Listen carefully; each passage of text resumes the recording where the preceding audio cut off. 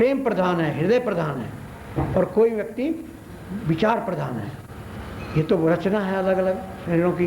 प्राय आदमी लोग विचार प्रधान होते हैं प्राय, पर उनमें भी भाव प्रधान भी होते हैं, उनमें भी होते हैं, लेकिन प्राय आदमी बुद्धि प्रधान है, विचार प्रधान है, और माताएं भाव प्रधान है, प्रेम प्रधान, इनके अंदर प्रेम प्रधान है। और ये भगवान ने दोनों को बंटवारे में दिया है, समझ लो। ये दोनों जब गए ना, तो जब भगवान बुद्धि देने लगे तो माताओं ने इनकार कर दिया, हमको ये नहीं चाहिए, हमको कोई पैसा थोड़ा ही कमाना है, ये सब वहाँ से भाग गए नहीं चाहिए कहते हमको। तो इनको दे दिया कि तुम अपना दिन रात बुद्धि लगाओ और पैसा कमाओ और उसे पालन करो सबका। क्योंकि इनको पैसा कमा के परिवार का पालन करना था, व्यापार करना था, धंधे करने थे, इसलिए इनको बुद्धि भगवान ने दे दिया। फिर माताओं को बुलाया, भाई तुमने बुद्धि नहीं ली तो तुम्हें भी तो हम देंगे, तो हम तुमको प्रेम दे दें। हाँ हाँ ये तो दे दो हमको। इन्होंने झट से कह दिया सब है, प्रेम को इन्होंने पसंद किया, विचार को पसंद नहीं किया। ये ज़्यादा मत्था नहीं मारते हैं, प्रेम भाव, हाँ प्रेम हमको दे दो। और भगवान ने कहा कि प्रेम देंगे, लेकिन एक काम करना पड़ेगा कि तुमको प्रेम से सबका पालन करना पड़ेगा, हैं, बच्चों को पालना पड़ेगा, सेवा करनी पड़ेगी तुमको। तो प्रेम बिना सेवा होती ही नहीं भाई। माँ बच्चे का पालन जब ही करती है जब उसके अंदर बच्चे के प्रति प्रेम होता है, उसका टट्टी मुँह उठाती है, गंदे कपड़े साफ करती है, प्रेम बिना कौन करेगा। हैं, बीमारी में उसके पास बैठी बैठी उसको दवाई देती रहती है। तो इनको प्रेम दिया, क्योंकि इनके द्वारा बच्चों का पालन पोषण कराना था भगवान को, इसलिए इनको प्रेम की जरूरत थी। तो माताओं को प्रेम दिया और आदमी को बुद्धि दिया, विचार दिया, ज्ञान दिया कि इसके द्वारा तुम विचार कर, अच्छा ठीक है तो दे दिया। इसलिए अधिकतर विचार मार्ग के लोग आदमी होते हैं और भक्ति मार्ग के, तो जो प्रेम प्रधान है वो भक्ति मार्ग के को पसंद करते हैं। भगवान की भक्ति पसंद आएगी उनको ज्ञानवान पसंद नहीं आता है। और जो विचार प्रधान है उनको ज्ञान पसंद आता है, भक्ति पसंद नहीं। अपेक्षा करते वैसे ये एक दूसरे के विरोधी नहीं हैं, पोषक भी हैं। ज्ञान वाले भी प्रेम को पसंद करते हैं और प्रेम वाले को भी ज्ञान पसंद आना चाहिए, और ज्ञान वालों को भी प्रेम तो सबको ही पसंद है, क्योंकि ज्ञान तो नहीं रहा, रूखा सूखा है ना भाई, रूखा सूखा टुकड़ा, उसमें मीठा तो चाहिए ही और घी तो चाहिए ही, बिना चिकने के क्या काम वहाँ चलेगा है? खाली रूखा सूखा खा ले तो उसमें क्या मज़ा आएगा, उसके साथ मीठा भी चाहिए और घी भी चाहिए, जिससे घी से भोजन स्निग्ध हो जाता है, ऐसे ही प्रेम से हृदय स्निग्ध होता है, तरावट प्रेम तरावट देता है दिल को। तो दोनों मार्ग इस तरह, प्रेम का मार्ग है एक भक्ति ज्ञान का मार्ग है। दोनों में अंतर ये है कि एक मान करके जानने का मार्ग है, एक जान के मानने का मार्ग है, ये भी अंतर है। ज्ञानी विचार वाला पहले जानने की कोशिश करता है तब उसको मानता है, और भक्ति वाला मान लेता है बाद में उसको जानता है। भक्ति करने वाला गुरु के पास गया तो गुरु से पूछा तुम किसकी भक्ति करना चाहिए, बोले मैं राम की, कृष्ण की, या आप बता दो महाराज किसकी करूं। उन्होंने बता दिया, उसने कहा कि ये फोटो रखो, ये भगवान है, इसको मान के इसकी उपासना तुम करो। मान लिया ये भगवान है, वो तो मूर्ति है, उसने तो मान लिया और उसको मानकर वो भक्ति करने लगा, और करते करते उसके प्रति उसकी मन लगने लगा, उसको प्रेम आने लगा, और प्रेम में वो एकदम उसका मन की सब वासनाएं दूर होने लगी, ममता लोभ सब दूर होने लगा, और प्रेम में होते होते उससे बहुत प्रेम हो गया, प्रेम बहुत बढ़ गया। और प्रेम में वो कभी हंसता है, कभी रोता है, कभी नाचता है, कभी गाता है, इतना प्रेम हो गया। और प्रेम इतना बढ़ गया कि उसके दर्शन के बिना अब उससे रहा ही, प्रेम इतना बढ़ता है। और जब इतना भक्ति करते करते किसी का प्रेम बढ़ जाता है कि उसके बिना उससे रहा ही, तो फिर भगवान को भी उसके बिना रहा नहीं जाता, उसको प्रकट होना ही। तो प्रेम से प्रकट हो ये मैं जाना, प्रेम से प्रकट हो ये, हरि व्यापक सर्वत्र समाना, हरि व्यापक। तो भक्ति मार्ग वाला प्रेम को ही पकड़ करके, प्रेम ही इसका मुख्य साधन है। भक्ति से प्रेम पैदा जब तक नहीं हुआ तब तक भक्ति वैधि भक्ति, और जब प्रेम प्रकट हुआ तो भक्ति स्वतः होती है। फिर चलते भी होती है, बैठते भी है, उठते भी होती है, खाते भी होती है। हर समय जिसकी भक्ति, जिसकी स्मरण जग गया, प्रीति में स्मरण होता ही रहता है, उसमें आनंद उसको आता ही रहता है, तो उसकी साधना तो पूरी हो गई। उसको तो कुछ करना ही नहीं, अब अपने आप होता है, उसमें तो आनंद अपने आप आता है। आनंद जिससे मिलता है वो भी अपने आप ही आगे खड़ा हो जाता तो सामने। तो यह है प्रेम का मार्ग, ये हृदय से संबंध है। प्रेम तो हृदय की चीज है भाई। हाँ, प्रेम हृदय की वस्तु है, परम गुह्य अनमोल। ये परम गुह्य अनमोल चीज है, भगवान ने सबको दिया ही है। लेकिन इस प्रेम को अपने संसार में लगा के आसक्ति कमा ली। इस प्रेम को संसार में लगने से पैसे में लग गया तो लोभ हो गया, परिवार में लग गया तो मोह हो गया, भोग में लग गई तो तृष्णा हो गई, शरीर में लग गया तो काम। मैंने ये अनेक विकार खड़े कर दिया। और यही प्रेम जब गुरु में हो जाता तो इसी का नाम है श्रद्धा। इसका नाम हो जाता है श्रद्धा और विश्वास। और यही प्रेम होते होते भगवान में होता है, इसका नाम हो जाता है भक्ति। यही भक्ति बनता है, यही श्रद्धा बनता है, यही विश्वास बनता है, सब कुछ तो यही है। तो प्रेम जो है इसलिए एक स्वतंत्र मार्ग है भगवान को प्राण। भक्ति स्वतंत्र सकल सुख खानी, भक्ति स्वतंत्र। वो समझने का कि स्वतंत्र साधन है और सब सुख का साधन है। लेकिन बिन सत्संग ने पावई, लेकिन सत्संग के बिना तो ये प्राप्त नहीं होता है। संतों का सत्संग मिलेगा तो भक्ति तो भाई जिसके पास है उससे ही मिलेगी। जिसके पास है नहीं वहाँ से मिलेगी कहाँ? इस दुकान पर जो चीज़ नहीं वहाँ से जाने से थोड़ा ही मिल जाएगी। ये तो संतों के पास ही है भक्ति, भगवान का प्रेम। इसलिए इनके पास जाने से धीरे धीरे इतना इनके वचनों में प्रेम, इनकी सेवा में प्रेम, इनके सत्संग में प्रेम जीव का होता जाता है। उसके अंदर भक्ति बढ़ती जाती है, आसक्ति मिटती जाती है। तो भक्ति के लिए तो सत्संग, संतों की सेवा, संतों का दर्शन, संतों की कथा से प्रेम, संतों के वचनों से प्रेम, संतों की सेवा से प्रेम, ये उससे ही मिलती है जीवन में। और ज्ञान कैसे मिलता है? तो बोले ज्ञान तो विचार से मिलता है, ज्ञान भी गुरु से ही मिलता है। बिन गुरु होए कि ज्ञान, बोलो बिन गुरु होए कि ज्ञान की होई वैराग बिन। दो चीज लगाई गोस्वामी ने, ज्ञान जो है दो चीज के बिना नहीं, बिना गुरु के भी नहीं हो सकता और बिना वैराग के भी नहीं हो सकता।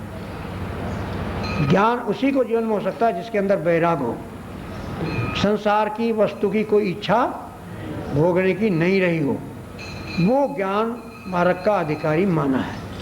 और संसार के भोगने की इच्छा तो जल्दी मिटती नहीं, इसलिए ज्ञान का अधिकारी तो जल्दी मिलता ही नहीं। भक्ति के अधिकारी जरूर मिलते हैं। जिसको संसार के सुख भी चाहिए और भगवान का सुख भी चाहिए वो भक्ति का अधिकारी, तो ऐसे लोग तो ज़्यादा मिल जाएंगे। और केवल जिसको भगवान का ही आनंद चाहिए, संसार का चाहिए ही नहीं, वो ज्ञान का अधिकारी है। तो ऐसे तो बहुत कम मिलेंगे भाई। हाँ, ऐसे तो अंगली पे गिनने से ही मिलेंगे। इसलिए इसको सरस्वती नदी बताए चुप है। राम भक्ति जहाँ सुरसरी, संतों की धारा, संतों के पास राम की भक्ति तो गंगा की तरह बहती है खुली, कोई ना हो, कुछ डुबकी लगाओ। राम भक्ति जहाँ सुर सरी धारा, राम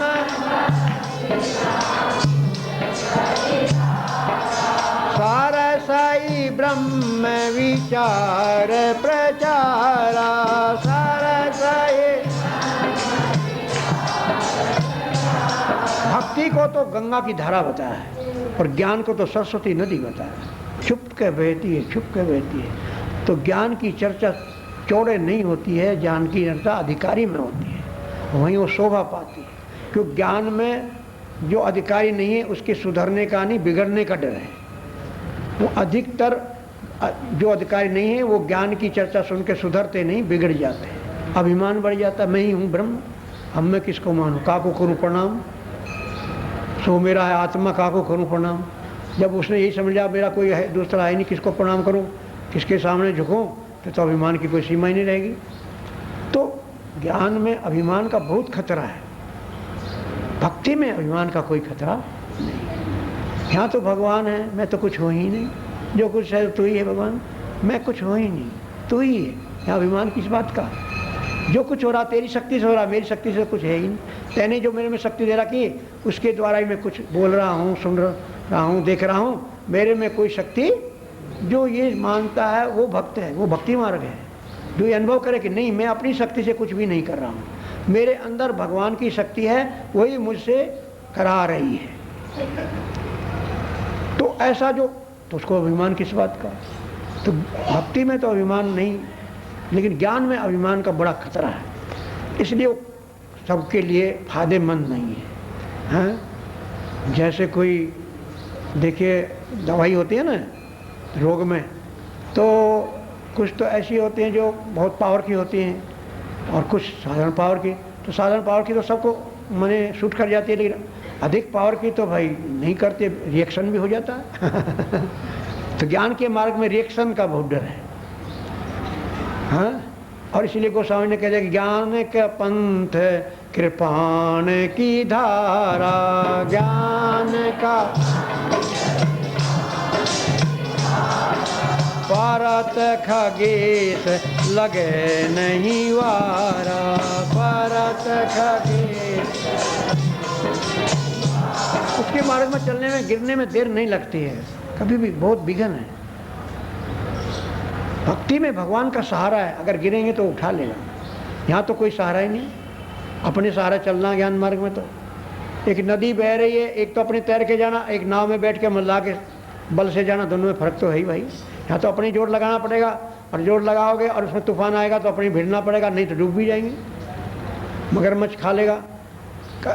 जितना आसानी से नाव में बैठ के आदमी पार हो सकता है, इतना तैर के भी पार, अपने पुरुषार्थ से पार होना, पार तो हो जाएगा, लेकिन परिश्रम बहुत है। हाँ? इसलिए गीता में भगवान ने जब कहा कि भाई मुझे भक्ति जब प्यार लगते हैं, क्या ज्ञान से आपने मिलते तो ज़रा उसमें कठिनता ज़्यादा है। ये बात भगवान ने गीता में भी कही है। हर एक का मार्ग नहीं है, भक्ति का मार्ग हर एक के लिए। तो अब ये है कि एक बात जरूर है, लेकिन आसक्ति तोड़ने के लिए विचार भी जरूरी है। निरी भक्ति से आसक्ति नहीं टूटती है। जब तक भक्ति करने वाला विचार का आश्रय भी नहीं लेगा तो पूरी उसकी आसक्ति नहीं मिटेगी। और जब तक विचार का आश्रय लेने वाला, जब तक भक्ति प्रेम उसके अंदर नहीं पैदा होगा, तब भी उसके आसक्ति ही दोनों की बैरी है। ज्ञान की भी, ज्ञान का ज़्यादा बैरी अभिमान है, और भक्ति की साक्षात डायरेक्ट बैरी आसक्ति है। ज्ञान का डायरेक्ट बैरी अभिमान है। दोनों में इतना फर्क है। फिर भी विचार की भी जरूरत है। और आज इस एक विचार दिया, थोड़ा सा बता रहा हूँ। क्या विचार दिया, क्या समझे कि ऐसा विचार तो आदमी को करना चाहिए। पर क्या कि ईश्वर अंश जीव अविनाशी, ईश्वर अंश चेतन अमल सहज सुख राशि, चेतन अमल। बोले ये जीव जो है ईश्वर का अंश है, चेतन है, अमल है, सहज सुख राशि। जैसे ईश्वर सत्यचित आनंद है, ऐसे जीव भी सत्यचित आनंद है। ये बात पहली बताई। तो सच्चित आनंद है, इसको चेतनता का तो ज्ञान, आनंद का क्यों नहीं? या ये आनंद स्वरूप है, इसको आनंद का ज्ञान क्यों नहीं? ईश्वर को तो अपने आनंद का भान है, और वो तो अपने आनंद में मस्त रहता है। जीव तो आनंद का भान नहीं है, तो दुखी रहता है, दिन दुखी है।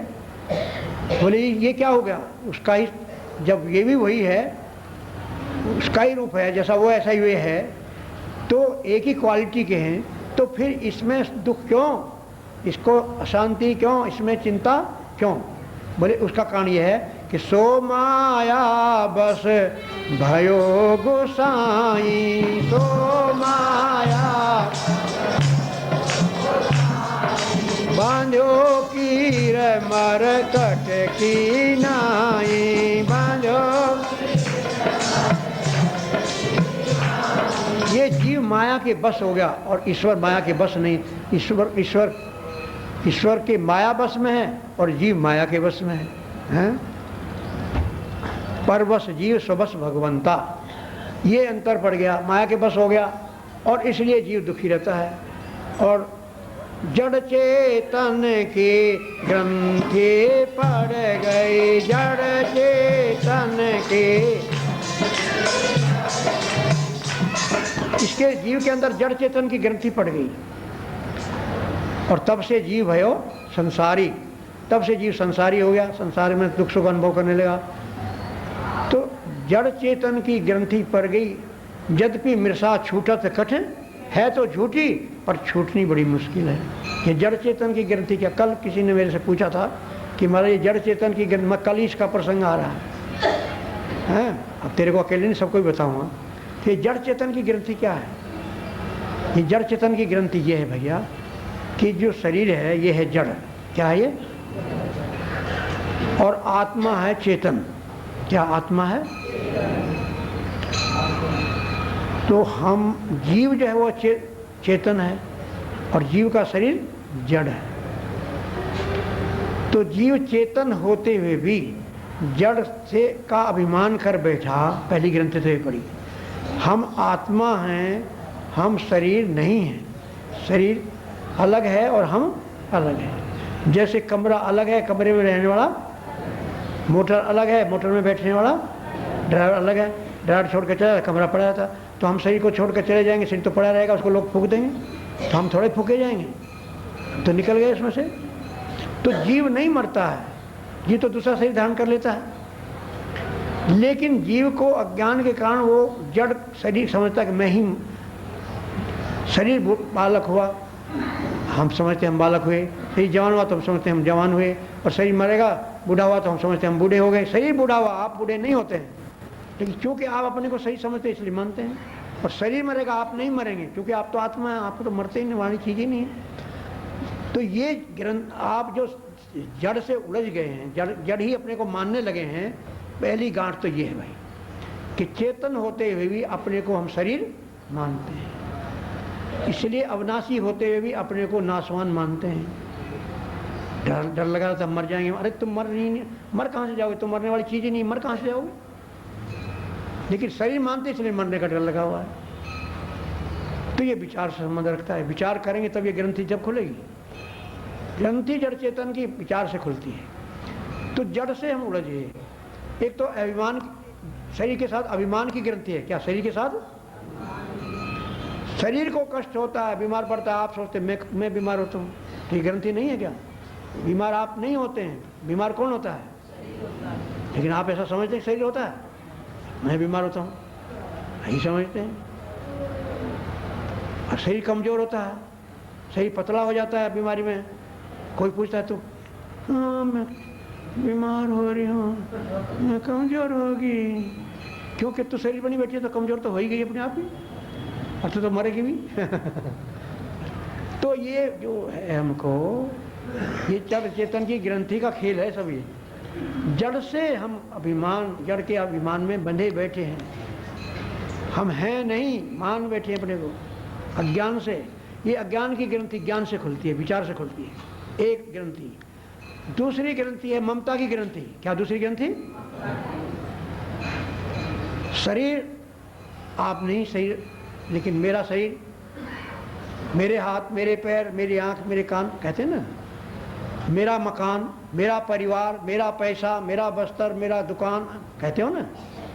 तो जो कहने वाला है वो तो अलग ही है, मैं कहने, मेरा तो दूसरी चीज़ होती है। हाँ क्यों भाई? मेरा हाथ कहने वाला हाथ है क्या? मेरा कान कहने वाला कान है? मेरा आँख कहने वाला आँख है क्या? वो मेरा कहने वाला तो अलग ही है। तो वो है आत्मा जो मेरा मेरा करता है, और ये चीज़ सब अलग है। लेकिन अज्ञान से ये इनको मेरा मानता है। तो ममता भी एक ऐसी है जिस चीज से हो जाती है उससे अलग नहीं अनुभव करने देती। जहाँ ममता होगी उससे एक लगता है को, उससे एकता लगती है। तकलीफ होगी उसको और हमको भी तकलीफ हो जाए क्योंकि ममता है। बोले होता है नहीं ऐसा? कोई बीमार हो गया तो हम रोने लग जाते हैं, क्योंकि हमें ममता है तू तो बीमार नहीं हुआ लेकिन तू क्यों रोता है, उसका इलाज करा। लेकिन हम बिना ही मतलब रोने लग गए, शुरू हो गए, क्योंकि हम ममता के कारण दुखी हो जाते हैं।